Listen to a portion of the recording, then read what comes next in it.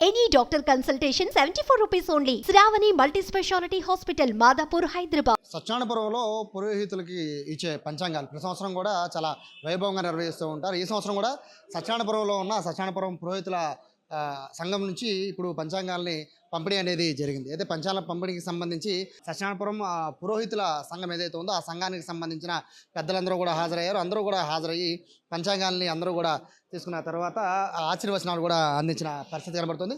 ఈ పంచాంగాలకి సంబంధించి ప్రస్తుతం సీతారాం గారు ఉన్నారు. సీతారాం గారు పంచాంగాల్ని పంపిణీ చేశారు. సో ఫస్ట్ ఈ శుభకృత నామ సంవత్సరం అందరికీ కూడా హ్యాపీగా ఉండాలని అందరం కోరుకుంటున్నాం కదండి. ఏం చెప్తారు వచ్చిన వాళ్ళందరూ కూడా ఎలా ఫీల్ అవుతారు? ఈ రానున్న శోభకృత నామ సంవత్సరాన్ని పురస్కరించుకుని మన సత్యనారాయణపురం పురోహిత సంఘంలో పంచాంగాలు డిస్ట్రిబ్యూట్ చేయడం అనేది జరుగుతుంది. ప్రతి సంవత్సరం కూడా ఇక్కడ పంచాంగ వితరణ కార్యక్రమం జరుగుతుంది. ప్రతి నెల కూడా ఇక్కడ పురోహిత సంఘం తరపున ఏవో కార్యక్రమాలు జరుగుతూ ఉంటాయి. అందులో వాళ్ళు నన్ను కూడా భాగం చేసి నన్ను కూడా ఇన్వైట్ చేస్తూ ఉంటారు. నేను కూడా ప్రతి కార్యక్రమంలో కూడా పార్టిసిపేట్ చేస్తూ ఉంటాను.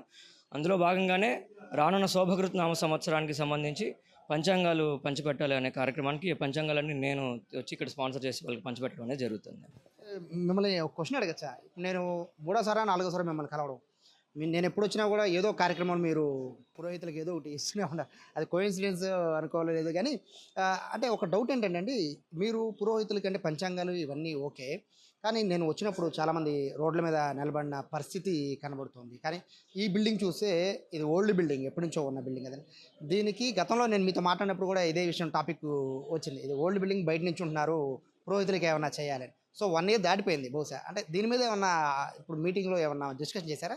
ఇప్పుడు డిస్కషన్ జరిగిందండి. యాక్చువల్గా మొన్న మా ఇంట్లో ఒక చతుర్వేద స్వస్తి కార్యక్రమం జరిగినప్పుడు ఇలా వేద పండితులంతా వచ్చి వీళ్ళు మాట్లాడుకుంటున్నారు, ఇట్లా ఈ బిల్డింగ్కి సంబంధించి ఏదో ప్రాబ్లం ఉంది అని చెప్పి మాట్లాడుకుంటే ఏంటి ప్రాబ్లం అని చెప్పి ఇప్పుడు మన పురోహిత సంఘం అధ్యక్షులు అయిన చైతన్య గారు, మన శర్మ గారు, కిషోర్ శర్మ గారు, మా బ్రహ్మగారు ఆయన, వీళ్ళు మాట్లాడుకుంటుంటే ఏంటి సమస్య అని చెప్పి నా దృష్టికి తీసుకురావడం జరిగింది. గత ఒక 4 రోజుల క్రితం వీళ్ళు తీసుకొచ్చారు. ఇట్లా విషయం ఏంటి అని అంటే, ఇది 2014 సంవత్సరం నుంచి వీళ్ళు ఇక్కడ ఈ బిల్డింగ్ని వీళ్ళకి సరిపోవట్లేదు. యాక్చువల్లీ ఇక్కడ ఈ అసోసియేషన్లో ఉన్న కార్యవర్గ సభ్యులు దగ్గరగా 500 మంది పైన ఉన్నారు. 500 మంది పురోహితులు ఉన్నారు ఇక్కడ. వీళ్ళు ఏదైనా ఇప్పుడు మీరు చూశారు, మీరు వచ్చేసరికి ఇక్కడ బయట నుంచి ఉన్నారు, అటుపక్కన డివైడర్కి అటుపక్కన నుంచి ఉన్నారు, ట్రాఫిక్ జామ్ అయిపోయి. ఇదే సమస్య 2004 ఆ సమయంలో ఒకసారి ఇట్లాగే ఇబ్బంది అయితే సత్యనారాయణపురంలో అప్పుడు రాజశేఖర్ రెడ్డి గారు సీఎంగా ఉన్నప్పుడు ఆయన దృష్టికి ఇక్కడ తీసుకెళ్ళి ఇలా పురోహితులు ఇబ్బంది పడుతున్నారండి అని చెప్పి ఆయన దృష్టికి తీసుకెళ్ళిన వెంటనే పురోహితులకు అలా ఇబ్బంది పడకూడదు, ఇమీడియట్గా బ్రాహ్మణులు అలా ఇబ్బంది పడకూడదు అని చెప్పి ఇక్కడ ల్యాండ్ శాంక్షన్ చేయడం జరిగింది. ఇప్పుడు మనం ఏదైతే బిల్డింగ్లో నుంచి ప్రజెంట్ మాట్లాడుతున్నామో ఈ బిల్డింగ్ కన్స్ట్రక్షన్ అప్పుడు జరిగింది. బిల్డింగ్ అంటే తుత్తిన స్లాబ్ వేసుకున్నారు వీళ్ళు. సో అప్పుడు అప్పటికి ఇప్పటికీ కార్యవర్గ సభ్యులు పెరిగారు, కార్యక్రమాలు ఇవన్నీ మొత్తం అంతా చాలా డిఫరెన్స్ వచ్చేసింది. కాబట్టి ఇప్పుడు వీళ్ళు ఏ చిన్న కార్యక్రమం చేసుకున్నా కూడా కనీసం సభ్యుల వరకు మీటింగ్ పెట్టుకుందామంటే అందరూ సగం మంది కూడా సరిపోని పరిస్థితి ఇది.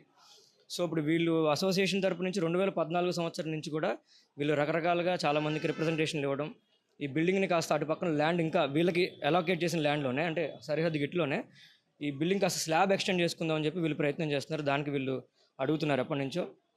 అది ఇప్పటిదాకా అవ్వాలి. మొన్న నా దృష్టికి వచ్చింది. నేను మా ఇంట్లో కార్యక్రమం జరుగుతుంటే మా నాన్నగారు దత్తు గారు వెంటనే నాన్నగారికి చెప్పా, నాన్న వాళ్ళు ఏదో ఇలా ప్రాబ్లం ఉంది, నాన్నగారిది మా అమ్మగారిది ఇద్దరిది పర్మిషన్ తీసుకుని నేను ఆ కార్యక్రమం పూర్తి అయ్యే లోపలే వాళ్ళు ఒక 20 మంది దాకా ఉన్నారు వేద పండితులు, వాళ్ళకి అక్కడే అనౌన్స్ చేసే ఏమంటే నాకు ఇంకా పెళ్ళి అవ్వలేదండి. అందరినీ వీళ్ళు ఆల్మోస్ట్ నేను వీళ్ళందరి మధ్యలో పెరిగినవాడిని, సత్యనారాయణపురంలో పెరిగినవాడిని. నాకు ఇంకా పెళ్ళి అవ్వలేదు, నా పెళ్లి నిమిత్తం నేను ఎంతో కొంత డబ్బులు దాచుకున్నాను, మీకు ఇక్కడ 10-15 లక్షలు అవుతుందన్నారు. ఆ 10-15 లక్షలు మీరు ఓకే అంటే నేను ఇమీడియట్గా నేను ఇస్తాను అని చెప్పాను అన్నాను. దానికి సంబంధించి వీళ్ళు ఇవాళ మీటింగ్ ఇక్కడ పెట్టారు. మీటింగ్ పెట్టి అదే కార్యక్రమాన్ని నేను అంటే నాకు అలా పబ్లిసిటీ చేయడం ఇష్టం ఉండదు. వీళ్ళు ఏంటంటే ఇప్పుడు అందరికీ ఇక్కడ అనౌన్స్ చేసి ఇట్లా చేస్తున్నా అని చెప్పారు.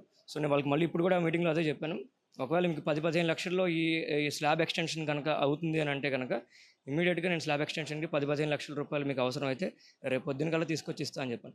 అధ్యక్షులు ఉన్నారు చైతన్య గారు. సో నేను 3rd time 4th time ఇక్కడికి రావడం, ప్రతిసారి కూడా పడుతున్న ఇబ్బంది అంటే మీరు అధ్యక్షులు కాబట్టి నేను ఆ క్వశ్చన్ చేస్తున్నాను. ఇక్కడ ఈ బిల్డింగ్ సమస్య అనేది చాలా గమనిస్తూనే ఉన్నాం. మీకు ఇప్పుడు ఆయన చెప్పేదాకా నాకు తెలియదు, రాష్ట్రంలో మొట్టమొదటి మీకు బిల్డింగ్ ఉన్న సంగతి ఎవరికీ లేని బిల్డింగ్. సో ఈ విషయం పైన ఎందుకని సీరియస్గా మూవ్ అవ్వలేకపోతున్నారు? అంటే దీని మీద ఇందా చెప్పా కదా, సీరియస్గా స్థానిక నాయకుల్ని అందరినీ కూడా కలుస్తూ ఉన్నాం.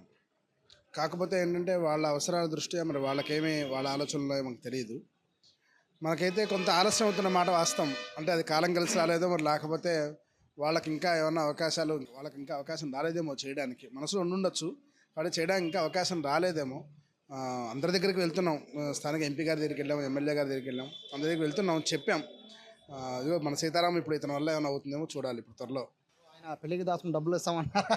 అవసరం అయితే బేసిక్గా ఎవరు కూడా అలా ముందుకు రారు. సో ఆ, చాలా గొప్ప విషయం అది. ఎందుకంటే ఒక చిన్న వయసులోనే అటువంటి ఉన్నతమైన ఆలోచనలు ఉండటం అనేటువంటి చాలా గొప్ప విషయం.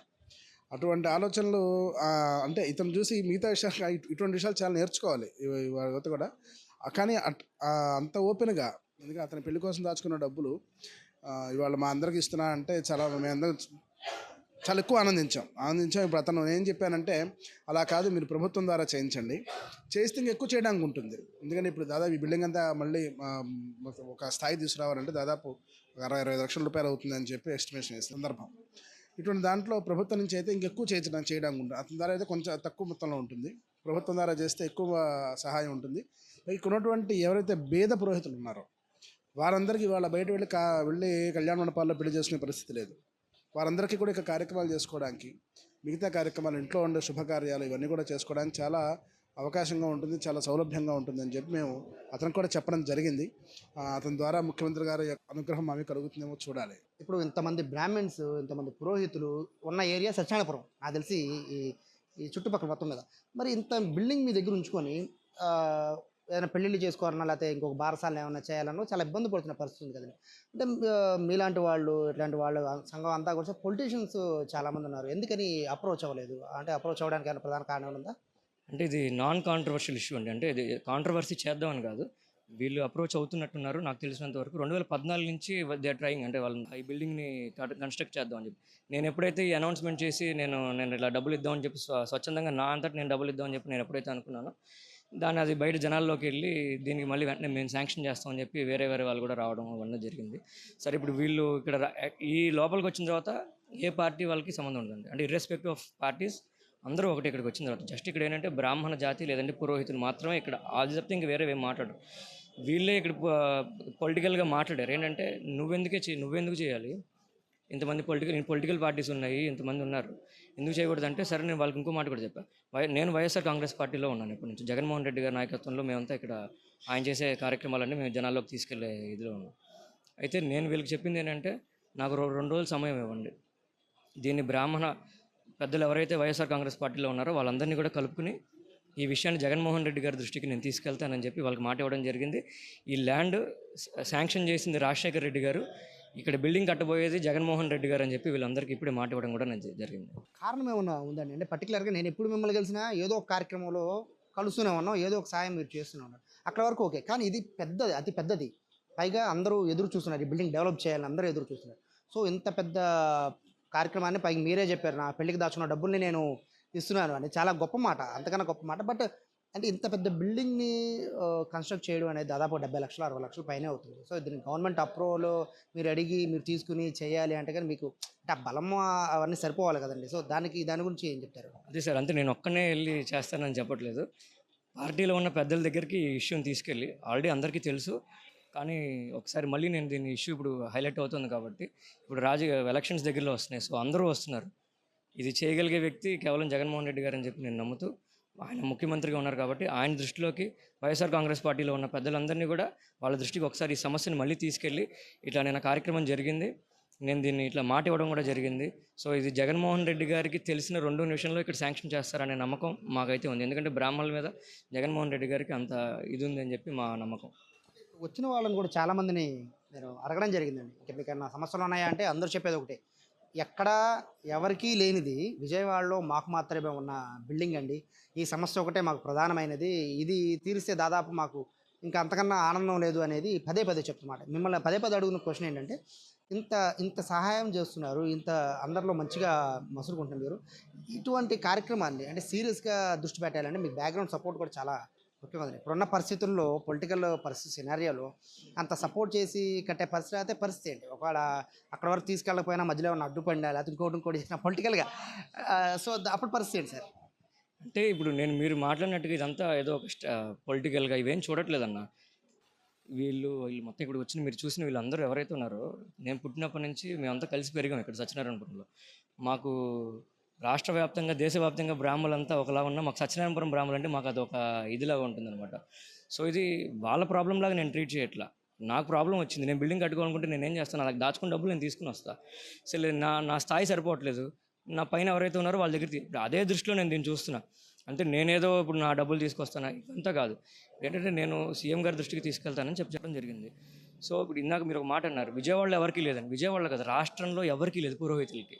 ఒక్క విజయవాడ పురోహితులు సత్యనారాయణపురంలో పురోహితులు ఇబ్బంది పడుతున్నారని చెప్పి అప్పుడు రాజశేఖర రెడ్డి గారి దృష్టికి వెళ్ళిన వెంటనే ఇమీడియట్గా ఆయన శాంక్షన్ చేయడం జరిగింది. సో మళ్ళీ నేను చెప్పేది ఏంటంటే, ల్యాండ్ ఇచ్చిన వ్యక్తి రాజశేఖర రెడ్డి గారు అయితే ఇక్కడ బిల్డింగ్ కట్టబోయే వ్యక్తి జగన్మోహన్ రెడ్డి గారు. మన ఫస్ట్ మీటింగ్ బయట నుంచినే మాట్లాడుకున్నాం. సో సెకండ్ మీటింగ్ బయట నుంచినే మాట్లాడుకున్నాం. నెక్స్ట్ మేము కలిసేలోపు బిల్డింగ్ తయారవుద్దంటారా? హోప్ అండి, నేను అదే దానికోసం ఖచ్చితంగా ప్రయత్నం చేస్తాను. ఇప్పుడు వీళ్ళంతా కూడా నాకు ఆశీర్వచనం అదే ఇచ్చారు, ఖచ్చితంగా పని పూర్తయ్యేలాగా చూడాలని చెప్పి వీళ్ళంతా సపోర్ట్ కూడా ఉంది కాబట్టి సో 100% ట్రై చేస్తాం. దానికైతే పబ్లిసిటీకి దూరంగా ఉండే సీతారాం గారు మొత్తం మీద మాట్లాడారు. సో ఏదైతే అంటే రాష్ట్రంలో ఎవరికీ లేని ఒక సంపద అనేది ఇక్కడ సత్యనారాయణపురం పురోహితులకు మాత్రమే ఉంది. అది బిల్డింగ్, అది కూడా విజయవాడ సత్యనారాయణపురంలోనే ఉంది. కాబట్టి ఈ బిల్డింగ్ డెవలప్మెంట్ కోసం ఎప్పటి నుంచో ఇక్కడ ఉన్న పురోహితులందరూ కూడా ఎదురు చూస్తున్నారు. ఎన్నోసార్లు ఎంతోమంది తిరిగినా కూడా ఈ బిల్డింగ్ అభివృద్ధి అనేది ఇంకా నోచుకోకపోవడంతో కనీసం ఈ బిల్డింగ్ డెవలప్మెంట్ కోసము తన పెళ్లికి దాచుకున్న డబ్బులు ఇస్తానని సీతారాం గారు చెప్తున్నారు. కానీ అలా కాకుండా కేవలం 15 లక్షలతో కాదు, దాదాపు 60-70 లక్షలు అవుతుంది. కాబట్టి ఆ మనీ అంతా కూడా ప్రభుత్వం దృష్టికి తీసుకెళ్తే, సీఎం జగన్మోహన్ రెడ్డి దృష్టికి తీసుకెళ్తే కనుక ఇమీడియట్గా శాంక్షన్ చేసే అవకాశం ఉందని, దాన్ని ఖచ్చితంగా మేము ముందుకు తీసుకెళ్తామని సీతారాం చెప్తున్నారు. ఈ శుభకృత నామ సంవత్సరంలో ఏదైతే ఈ పంచాంగాల్ని పంపిణీ చేశారో ఇదే సంవత్సరం పూర్తి అయిపోయేలోపు ఖచ్చితంగా ఈ బిల్డింగ్లోకి వెళ్తామని ఆశాభావం వ్యక్తం చేస్తున్న పరిస్థితి ఇక్కడ కనిపిస్తుంది. కెమెరా పర్సన్ స్వామితో సాయి, సుమన్ టీవీ, విజయవాడ నుంచి. దానికైతే పబ్లిసిటీకి దూరంగా ఉండే సీతారాం గారు మొత్తం మీద మాట్లాడారు.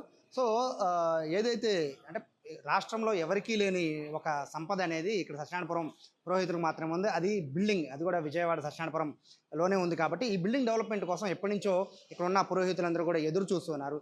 ఎన్నోసార్లు ఎంతోమంది తిరిగినా కూడా ఈ బిల్డింగ్ అభివృద్ధి అనేది ఇంకా నోచుకోకపోవడంతో కనీసం ఈ బిల్డింగ్ డెవలప్మెంట్ కోసము తన పెళ్లికి దాచుకున్న డబ్బులు ఇస్తానని సీతారాం గారు చెప్తున్నారు. కానీ అలా కాకుండా కేవలం 15 లక్షలతో కాదు, దాదాపు 60-70 లక్షలు అవుతుంది. కాబట్టి ఆ మనీ అంతా కూడా ప్రభుత్వం దృష్టికి తీసుకెళ్తే, సీఎం జగన్మోహన్ రెడ్డి దృష్టికి తీసుకెళ్తే కనుక ఇమీడియట్గా శాంక్షన్ చేసే అవకాశం ఉందని, దాన్ని ఖచ్చితంగా మేము ముందుకు తీసుకెళ్తామని సీతారాం చెప్తున్నారు. ఈ శుభకృత నామ సంవత్సరంలో ఏదైతే ఈ పంచాంగాల్ని పంపిణీ చేశారో ఇదే సంవత్సరం పూర్తి అయిపోయేలోపు ఖచ్చితంగా ఈ బిల్డింగ్లోకి వెళ్తామని ఆశాభావం వ్యక్తం చేస్తున్న పరిస్థితి ఇక్కడ కనిపిస్తుంది.